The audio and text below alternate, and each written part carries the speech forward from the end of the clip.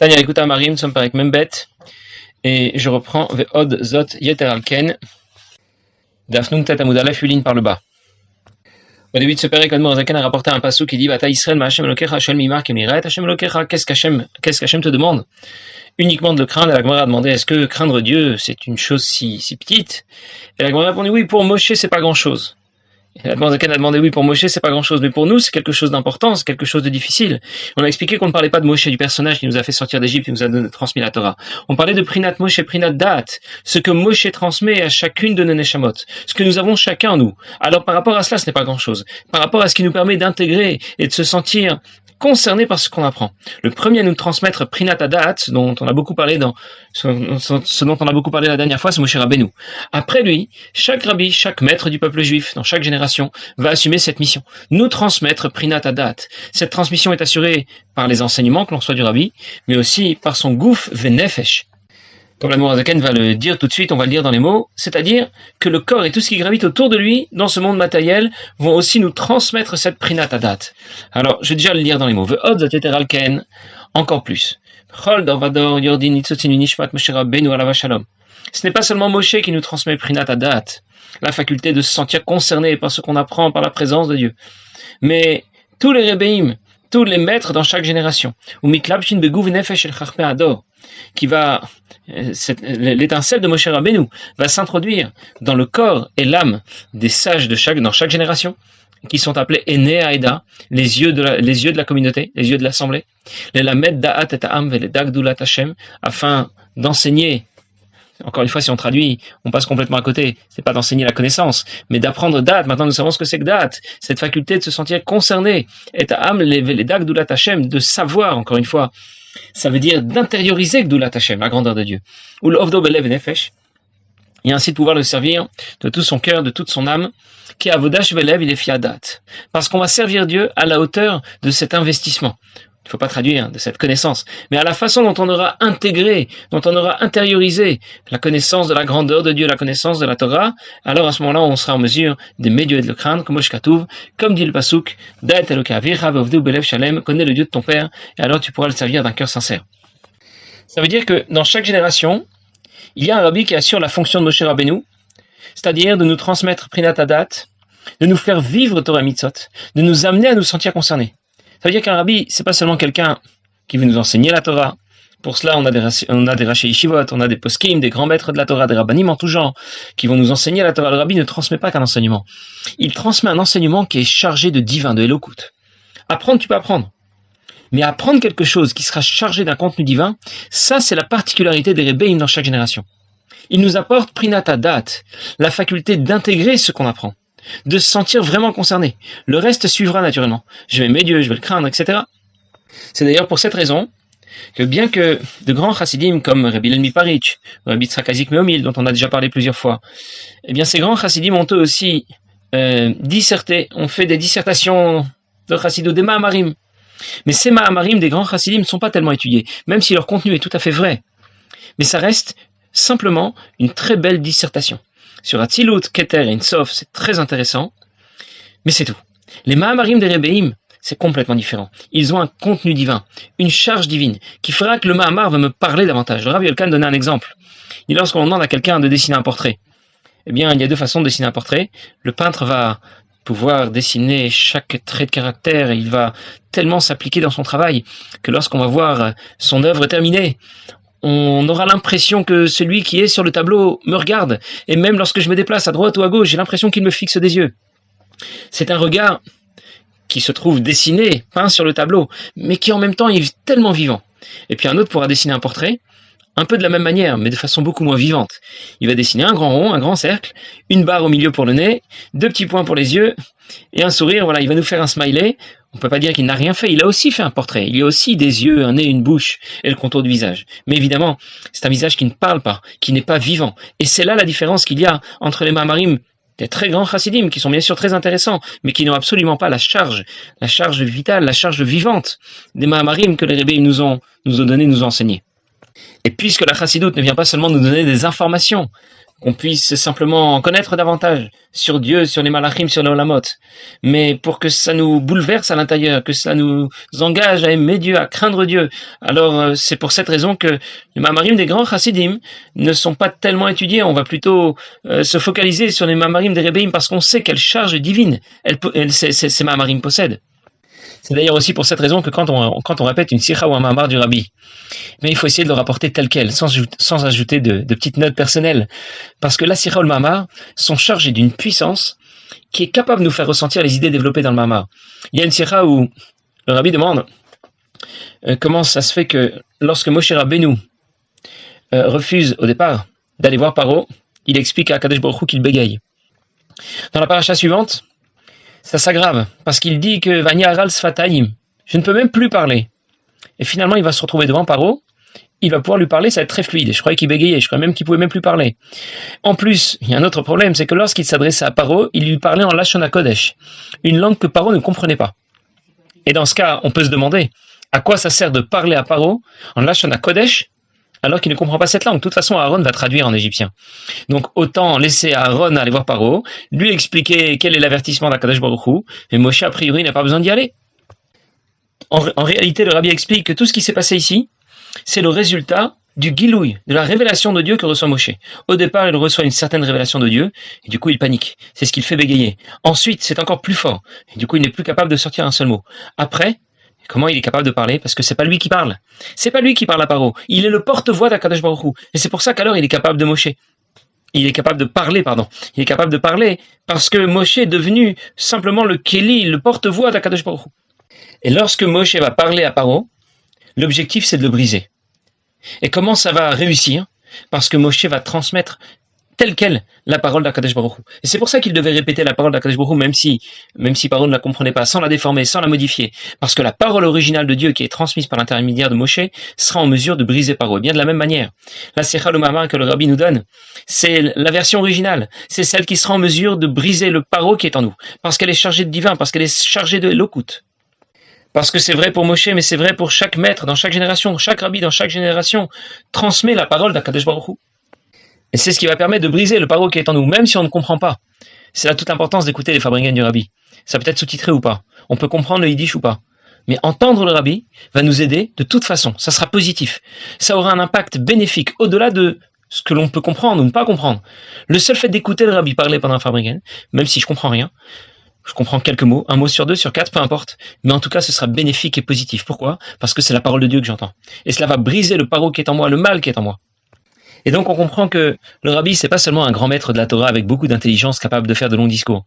Un chassid peut être instruit, intelligent, être capable d'associer ses idées comme les pièces d'un puzzle, faire une thèse, antithèse, synthèse, tout ce qu'on veut, bref, il bricole. Un rabbi, c'est complètement différent. Le rabbi reçoit l'enseignement qui lui est transmis directement du Gan Eden. D'ailleurs, quand on écoute les audios du rabbi au début de l'année Siout, dans les premières années, on se rend compte que le rabbi parlait très très vite. Puis ensuite, une dizaine d'années plus tard, le rabbi ralentit un petit peu. Dans les lamed et les mêmes, le rythme ralentit encore un peu plus. Et au début, les chosrim avaient beaucoup de mal. Ceux qui devaient écouter et répéter les sirot et les mamarim du rabbi avaient beaucoup de mal à suivre le rabbi. Tellement il parlait vite. Alors ils ont demandé au rabbi de ralentir un petit peu. Il a essayé, mais le rythme rapide revenait naturellement. Et les chosrim se sont plaints. Ils n'y arrivaient plus. Ils avaient du mal à suivre le rythme. Et le rabbi a dit un jour au Rav Yolkan qui lui en a parlé, il lui a dit, tu sais, je transmets au même rythme que je le reçois. Ça veut dire que le rabbi ne donne pas un shiur qu'il a bien préparé après avoir étudié. Le rabbi transmet l'enseignement qu'il reçoit. Et c'est pour cela que son enseignement est chargé de kedusha, chargé de divin. Ce n'est pas comme une compilation comme ferait un étudiant en fin de troisième cycle. Il va présenter sa thèse. Qu'est-ce qu'il fait? Il ramasse plusieurs thèses, il en fait une petite compilation et puis voilà. Un rabbi transmet les enseignements qu'il reçoit d'en haut, qu'il reçoit de Dieu. D'ailleurs, on dit tous les jours dans Kriyat Shema, si vous écoutez mitzvotai, mes mitzvot, qui est en train de parler? C'est Moshe. Que dit le pasuk ensuite? Je vous donnerai la pluie dans vos champs, etc. Qui est encore en train de parler? C'est Moshe. Une seconde. Mais je croyais que c'était Dieu qui nous avait donné ces mitzvot, et c'est Dieu qui fait tomber la pluie. C'est qu'en réalité, Moshe s'identifie totalement à Kadosh Baruch Hu. Le maître dans chaque génération. Il est complètement transparent par rapport à Kadosh Baruch Hu. C'est le porte-voix d'Akadosh Baruch Hu, c'est tout. Et donc c'est la même chose pour chaque rabbi dans chaque génération. Il n'est pas opaque, il est complètement transparent devant Akadosh Baruch Hu. Alors si on a compris que le rabbi Les enseignements du Rabbi sont chargés de Gdusha, sont chargés de Elokut, du divin. Mais l'Admor Zaken a rajouté que c'était aussi valable pour son gouffre, Venefesh, pas seulement pour sa Neshama, aussi pour son gouffre, pour son corps et tout ce qui gravite autour de lui dans ce monde, dans ce monde matériel. On raconte une histoire, l'histoire qui raconte la fuite de l'Admor Zaken lorsque Bonaparte, Napoléon, voulait conquérir la Russie et il allait en direction de Liozna, où l'Admor Zaken était peut-être à Liadi, je ne sais pas, de toute façon c'est pas très loin, à Liozna ou à Liadi, et il a voulu quitter, il ne voulait pas rencontrer Napoléon, et avant de partir, il a demandé que l'on vide l'intégralité de la maison. Alors qu'ils étaient déjà partis, il a renvoyé un shliach pour vérifier qu'il n'y avait plus rien. Et le shliach a fini par trouver une petite paire de chaussures, de chaussons, peu importe, des pantoufles, qu'il a récupérées. Ensuite, on ne sait pas comment ça s'est déclaré, mais un incendie s'est déclaré et tout a brûlé. L'Admor Zaken était déjà sur la route, et lorsque Napoléon est arrivé en ville, eh bien, il a envoyé quelqu'un tout de suite pour chercher dans sa maison. Est-ce qu'on peut trouver encore un objet qui aurait appartenu à l'Admor Zaken? Pourquoi Napoléon cherche un objet qui aurait appartenu à l'Admor Zaken? Qu'est-ce que ça peut faire si on trouve ses pantoufles ou autre chose? Mais que Napoléon était conscient que dans chaque élément matériel qui appartient au Rabbi se trouve un nitzut, une étincelle divine, une étincelle de Gdusha, à partir de laquelle la Gdusha rayonne. Il était conscient qu'à travers ces objets naturels qui appartiennent à l'Admor Zaken, il y avait moyen de l'atteindre, de lui faire du mal. Ça veut dire que l'étincelle de Moshe Rabbeinu, qui s'introduit dans chacun des tzadikim, dans chaque génération, chacun des rebbeim dans chaque génération, s'introduit dans leur gouffre benefesh, bien sûr benefesh, dans sa neshama. Mais pourquoi dans le gouffre? Dans le gouffre parce que nous on aurait pu dire mais le corps n'apporte rien de plus a priori. C'est la neshama quand même qui vaut davantage. Pourtant, nous vivons dans un monde où nous sommes très sensibles à ce qu'on voit, à ce qu'on entend, à ce qu'on touche. Et c'est pour cette raison que la destruction du Beth Amikdash est vécue très difficilement. Même si on nous dit que Dieu se trouve maintenant près de nous, il se trouve dans les Arba Amot Shel Halacha, dans les 4 Amot de la Halacha, dans la Torah. Malgré tout, ça nous manque tout de même de voir les korbanot, de vivre l'expérience d'une journée dans le Beth Amikdash. La sensation est importante pour nous. Et l'Admor Zaken explique donc que le nitzutz de Moshe s'introduit begouf venefesh. Ça veut dire que c'est pas seulement la neshama du Rabbi qui est chargée de Gdusha, pas seulement ses enseignements, même son corps, tout ce qui gravite autour de son corps. Il y a un certain Rabbi Yaakov qui a vécu, il était jeune à l'époque du Baal Shem Tov, et il a vécu très longtemps. Un jour, quelqu'un a vu Rabbi Yaakov, qui semblait assez jeune, qui criait à quelqu'un qui était beaucoup plus âgé que lui. Alors quelqu'un qui les a vus, il a dit, monsieur, jeune homme, excusez-moi, mais vous ne devriez pas parler comme ça sur ce ton-là à quelqu'un qui est beaucoup plus âgé que vous. Et Rabbi Yaakov lui a dit, mais j'ai le droit de lui parler comme ça, je dois lui parler comme ça, c'est mon fils. Alors il était très étonné parce qu'il avait l'air vraiment beaucoup plus jeune que son fils. Et il lui a expliqué que lorsqu'il était jeune, il avait perdu ses parents, et c'est le Baal Shem Tov qui l'avait recueilli, qui l'a pris sous ses ailes. Et en même temps, lorsqu'il était chez lui, eh bien, c'est lui qui s'occupe un petit peu des petites tâches à faire à la maison, de donner un coup de balai par-ci par-là ou ce genre de choses. Très bien. Et un jour, le Baal Shem Tov était allongé sur son lit. Je ne vais pas dire qu'il faisait la sieste parce que quand le Baal Shem Tov est allongé sur son lit, on ne sait pas ce qui se passe, on ne sait pas ce qu'il est en train de réaliser, mais en tout cas, on aurait eu l'impression de l'extérieur qu'il faisait la sieste, mais on est persuadé qu'il ne la faisait pas. Et il raconte, Rabbi Yaakov raconte, qu'il était en train de balayer. Il savait que le Baal Shem Tov, ça ne le dérangerait pas, donc il balayait dans la pièce, et puis il est arrivé devant ses chaussures, ou ses chaussons, les deux versions dans cette histoire. Bref, qui était à côté de son lit. Et puis à un moment, il a pensé, je vais soulever les chaussures, balayer en dessous, et ensuite je les repose. Puis après, il s'est dit une seconde, qui je suis pour oser toucher les chaussures du Baal Shem Tov? Ça se fait pas. Je vais nettoyer autour, et puis c'est tout. Et puis finalement, c'est ce qu'il a fait, il a nettoyé autour, et il les a pas touchés. Quand le Baal Shem Tov s'est réveillé, si on peut dire qu'il s'est réveillé, il s'est tout de suite adressé à lui, il lui a dit, tu as touché mes chaussures? Rabbi Yaakov lui a dit non. Il dit, mais tu as pensé toucher mes chaussures? Il dit, oui, effectivement, mais je ne l'ai pas fait. Alors le Baal Shem Tov a poussé un grand soupir, il lui a dit, vraiment, bravo, parce que tu as très bien fait de ne pas avoir touché mes chaussures, de ne pas les avoir déplacées, parce que sinon, Hatzilut se serait écroulé. Bon, nous on n'a pas compris ce que ça veut dire, mais ça veut dire, on comprend dans cette histoire que même les chaussures du Baal Shem Tov, ça a l'air de rien des chaussures, c'est ça avec quoi on marche. Et pourtant, c'est chargé de Gdusha, c'est pénétré par la Gdusha. Autant, moins, plus, mais en tout cas, c'est pénétré de la Gdusha, comme les Mamarim, comme les Sirot, comme tout le reste. Alors, ce Rabbi Yaakov a écrit un livre ensuite qui s'appelle Amtachat Yaakov. Mais tout ça nous montre que la Gdusha n'intègre pas seulement la Neshama du Rabbi. Elle intègre aussi son corps, sa maison, son bureau. Tout ce qui gravite autour de son corps va être chargé de Gdusha. Et c'est dans cet esprit, pour ceux qui auront l'occasion de se rendre chez le Rabbi, de pouvoir rentrer dans son bureau, mettre la main sur sa poignée. Il faut imaginer, sur ce bureau, le Rabbi se tenait derrière ce bureau, il était assis sur cette chaise. Ce sont des objets, des murs qui sont pénétrés de Gdusha. La poignée de la porte sur laquelle il a dû mettre sa main, je ne sais pas si on l'a changé déjà depuis, mais en tout cas, un ensemble, un environnement qui n'est pas seulement une antiquité, un vestige de l'époque où le rabbi se trouvait ici. C'est un endroit qui est chargé et pénétré de Kedusha. Alors c'est comme ça que fonctionne le récepteur qui transmet la parole de Dieu au Bnei Israël. Il est composé d'un rabbi qui reçoit la parole de Dieu, un peu comme à l'époque du Mishkan. Il y avait un Mishkan, un Aaron, des Kruvim, Moshe qui reçoit la parole de Dieu et qui le transmet au Bnei Israël. C'est sur ce mode que tout fonctionne depuis l'époque du Mishkan et ou l'Atid ou Omer. Et plus tard, lorsque Mashiach viendra, c'est écrit le Yilam Douish et Trei ou les morts de Hashem. Plus personne n'aura besoin de dire les uns aux autres connaissez Hashem un peu mieux. Kulam Yeduoti. Tout le monde me connaîtra. Ça veut dire que ce système récepteur qui transmet la parole de Dieu au Bnei Israël, qui était composé du Mishkan, du Aaron, des Kruvim et de Moshe Rabbeinu, bien il existe toujours. Il y a dans l'écouté du Borim un long développement que fait le rabbi précédent au sujet de Yirmiyahu Mibabroïsk. Et il raconte que son fils raconte, il avait seulement 6-7 ans, il raconte comment les chassidim, il a accompagné les chassidim qui se rendaient chez le Tzemar Tzedek, les Farbringen qu'il y avait sur la route. Il a assisté à ce voyage et le rabbi en parle très, très, très longuement. Et puis il s'arrête sur 2 points. Pourquoi on appelle la rencontre d'un chassid avec son rabbi une yechidout, un entretien privé? Et pourquoi on danse quand on sort de la yechidout?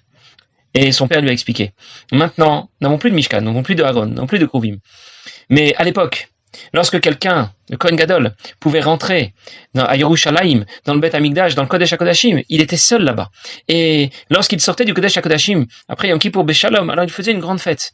Eh bien nous maintenant, nous n'avons plus de Mishkan, nous n'avons plus de Aaron, plus de Kruvim. Mais Yerushalayim, il lui a dit, c'est Lubavitch. Le Beth Amikdash, c'est le Beth HaKnesset du Rabbi. Le Kodesh HaKodashim, c'est son bureau. Et le Rabbi, c'est le Aaron et les Luchot. Et comme le Kohen Gadol rentrait seul dans le Kodesh HaKodashim, quand un chassid rentre dans le bureau du Rabbi, eh bien lui aussi il rentre seul. Pour ça on appelle ça une yichidout. Quand le Kohen Gadol sort Beshalom et qu'il danse après Yom Kippour, eh bien on fait aussi une grande fête lorsque quelqu'un sort du bureau du Rabbi. Ça veut dire qu'on comprend de tout cela qu'il y a de nombreux rabbanim, de nombreux tzadikim, de nombreux conférenciers de talent, mais un Rabbi, il y en a qu'un. Il n'y en a qu'un seul. Ce n'est pas qu'un grand rabbin ou un grand tzadik. Il transmet la parole de Dieu de façon directe et c'est ce qui va nous toucher et va nous transmettre Da'at Be'elokut. Passez une bonne journée.